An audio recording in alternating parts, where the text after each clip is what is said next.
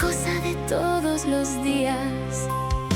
Si te adentras en este barrio, vivirás fuertes emociones y levantarás el vuelo a otra dimensión. ¿Cuántas leyendas del barrio para que vivas mil emociones? Ven conocer mi gente y enamórate. ¿Cuántas leyendas del barrio para que vivas mil emociones? Ven conocer mi gente y enamórate.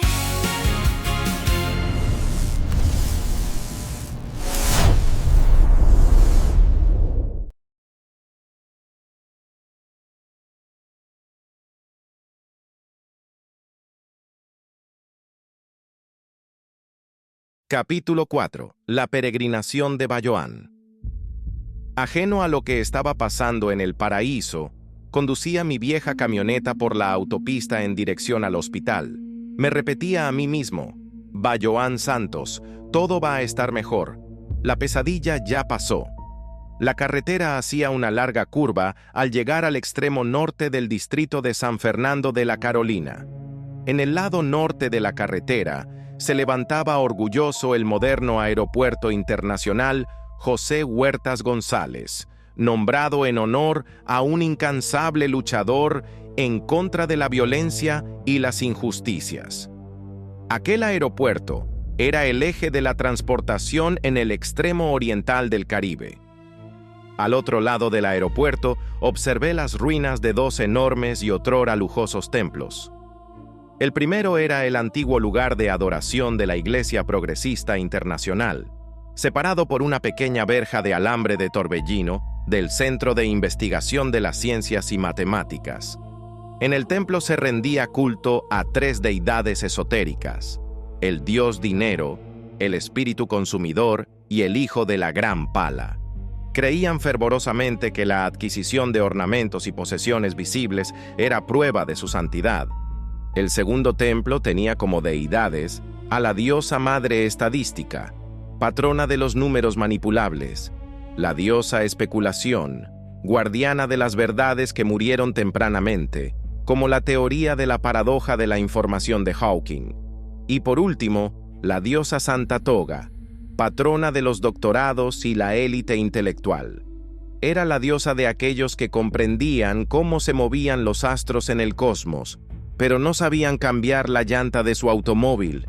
Con los años, me di cuenta de que la filosofía tiene dos vertientes: la ciencia y la religión, y que la verdad reside en un punto infinitamente pequeño entre ambas.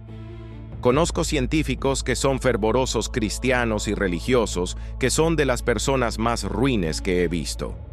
La ciencia afirma tener todas las respuestas, pero siempre pide más dinero para investigar.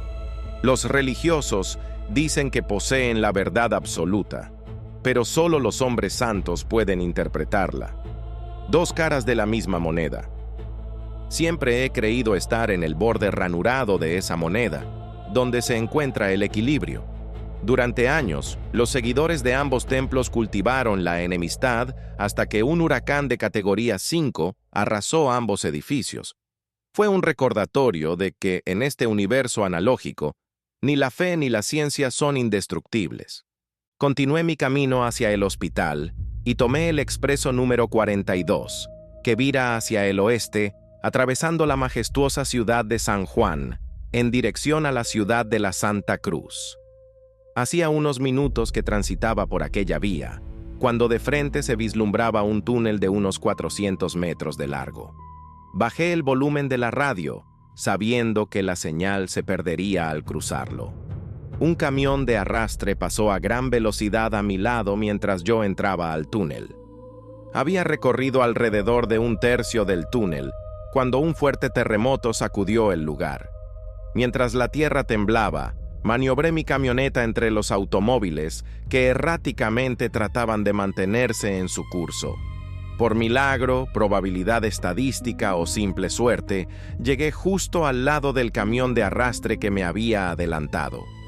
En ese preciso instante, parte del techo del túnel colapsó sobre los vehículos, pero el camión actuó como un milagroso sostén, evitando que la losa superior cayera sobre mi camioneta. El techo se detuvo a escasas pulgadas de mí. Todas las luces del túnel se apagaron, y durante unos minutos que me parecieron eternos, todo fue tinieblas. Estaba asustado y confundido, sin saber si aquello era una pesadilla o la realidad. Apagué el motor de la camioneta y busqué mi teléfono móvil. Intenté llamar al 911, pero solo escuché una voz diciendo que los circuitos estaban ocupados. Encendí la radio, pero no había recepción. Desesperado, prendí las luces de mi camioneta. Solo una funcionaba, pero fue suficiente para ver que no todo el techo del túnel había colapsado. Decidí no quedarme esperando la muerte. Abrí la puerta de mi vehículo y con precaución me bajé, tomando de la caja de herramientas una linterna y una pequeña navaja. Los gases venenosos de los automóviles seguían llenando el aire. Me acerqué al camión de arrastre, pero su conductor ya no respiraba. Aquel transportista apresurado había salvado mi vida al adelantarme. Con pesar, seguí avanzando, arrastrándome entre los vehículos aplastados. Habían pasado unos 15 minutos desde el terremoto, pero sentía como si hubiera sido un día entero. El cansancio comenzó a invadirme, y fue en ese momento cuando miré hacia atrás y vi una figura vestida de negro que me hacía señas para que regresara. Recordé entonces las palabras que mi madre recitaba cuando tenía miedo. «Mira, oh Jehová, Dios mío, alumbra mis ojos para que no duerma de muerte». Decidido, seguí avanzando hacia un pequeño rayo de luz que se vislumbraba a lo lejos. Mis extremidades dolían con cada movimiento, pero no podía rendirme. Tenía que salir de ese túnel, no solo por mí, sino por mi padre, que me necesitaba en el hospital. Sin embargo, mi cuerpo cedió y caí de bruces al lado de una minivan aplastada. Ya no podía más. Recité en mi mente una porción del Salmo. Aunque ande por valle de tinieblas y de muerte, el temor no podrá impedirme vencer al mal, porque tú andas conmigo. Tu vara y tu cayado me infundirán aliento. Cuando estaba a punto de rendirme, escuché un llanto. Aquel gemido, casi imperceptible, me devolvió la fuerza que creía perdida. Usé la linterna para alumbrar hacia la minivan, cuyo techo no había colapsado del todo. Allí, en la parte trasera, un infante lloraba amarrado a su silla de seguridad. Trastabillé hacia la puerta, pero estaba sellada. Usé la linterna para romper el vidrio trasero y, arrastrándome dentro del vehículo, logré cortar las amarras que sujetaban al bebé. Su llanto fue música para mis oídos. Encontré un arnés en la camioneta y aseguré al bebé en mi pecho. Al salir, una réplica del terremoto sacudió el lugar, haciendo colapsar el resto del techo de la minivan. Abracé al infante, protegiéndolo de la nube de polvo. Avancé a duras penas hacia la luz que aún vislumbraba. Mis fuerzas flaqueaban, pero escuché voces cercanas y gateé los últimos metros hacia la salida. Cuando llegué, grité con todas mis fuerzas. ¡Auxilio! ¡Por favor, ayuda! Lloré, no solo por el terremoto o el túnel, sino por los años de abuso laboral, de prepotentes clientes y las largas horas de trabajo en el almacén. En ese momento ocurrió un milagro. Una mano se extendió entre las tinieblas y me sacó de aquel túnel. Capítulo 5. Ananaturei. Justo cuando la desesperación me ahogaba, una mano femenina apareció por el pequeño agujero en la obstrucción del túnel. Una voz de mujer gritaba: «¡Aquí hay alguien! ¡Avancen, tenemos que sacarlos!». Con la voz quebrada por el cansancio le grité: «Por favor, tengo un bebé conmigo. Creo que cabe por el agujero». Unos minutos después, un cable de acero descendió por el agujero. No sabía si llorar o reír. Coloqué a la criatura en el arnés y la levanté hasta que las manos de los rescatistas la alcanzaron. La mujer al otro lado gritó emocionada: «¡Cielos, es una niña! ¡Y está completamente sana! ¡Dios mío, es un milagro!». La mujer se asomó por el agujero para calmarme. «No te preocupes, la niña está bien. Pronto te sacaremos de ahí». Caí exhausto en el suelo. No podía creer que al fin había llegado al final del túnel. Poco después, vi cómo bajaban por el agujero una botella de agua y unas galletas en un paquete sellado. Las devoré con ansias. Parecían el mejor banquete que había tenido en años.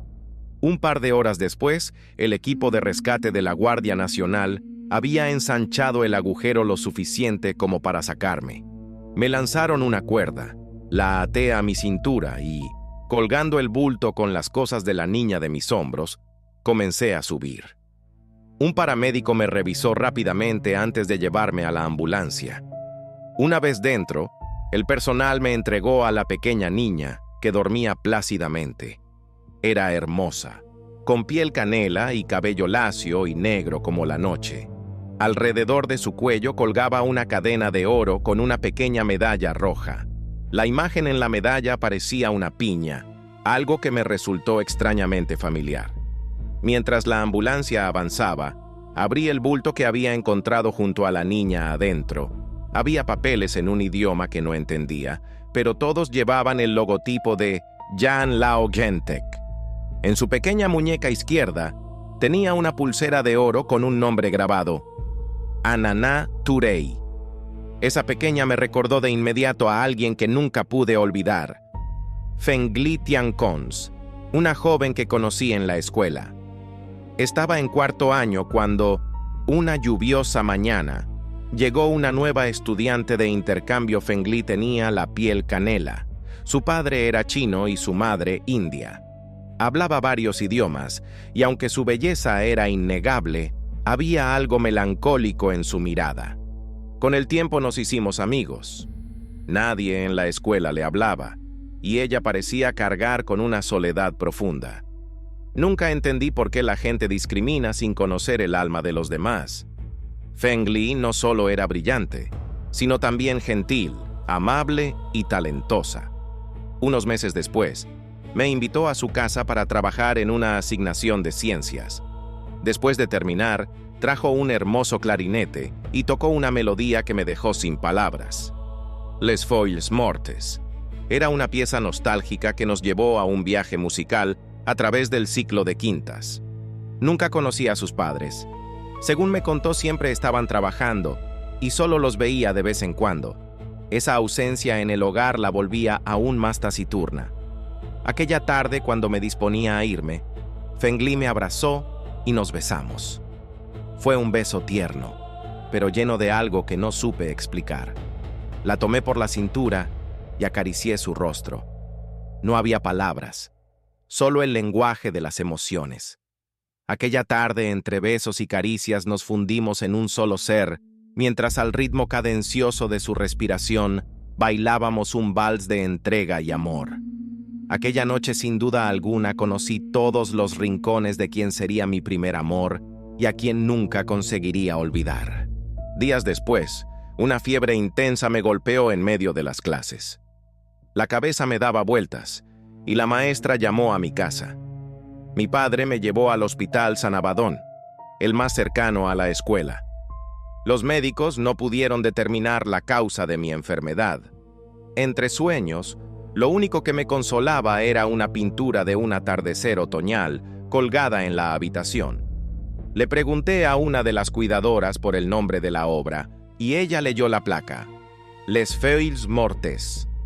Las letras y los símbolos que describían su patrón musical parecían resonar de una forma misteriosa conmigo. Un día, Fengli vino a visitarme.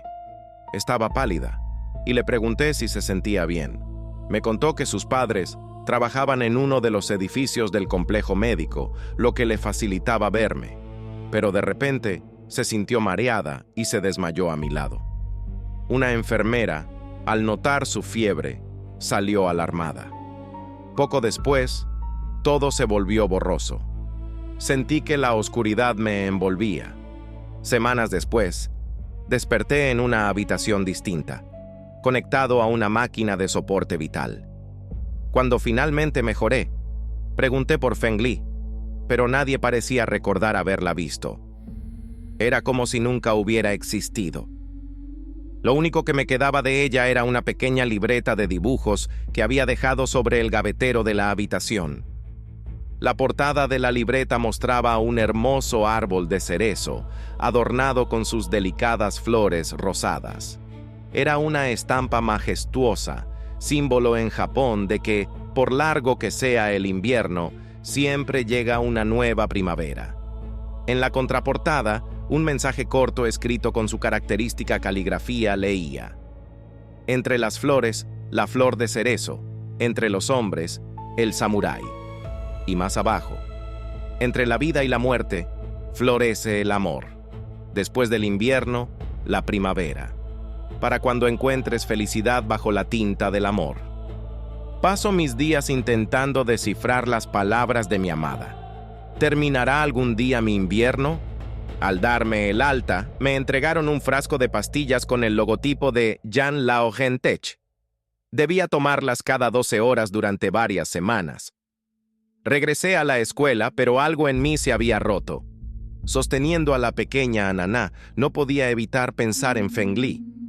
Esta niña era un reflejo de aquel amor del pasado, y sentía que, de alguna forma, ambas estaban conectadas. Ananá Turei crecería sin su madre, quien había perecido en el túnel, y yo, aunque trataba de acallar los recuerdos, no podía olvidar los gritos, el estruendo, ni la tragedia de aquel fatídico día en aquella tumba de hormigón.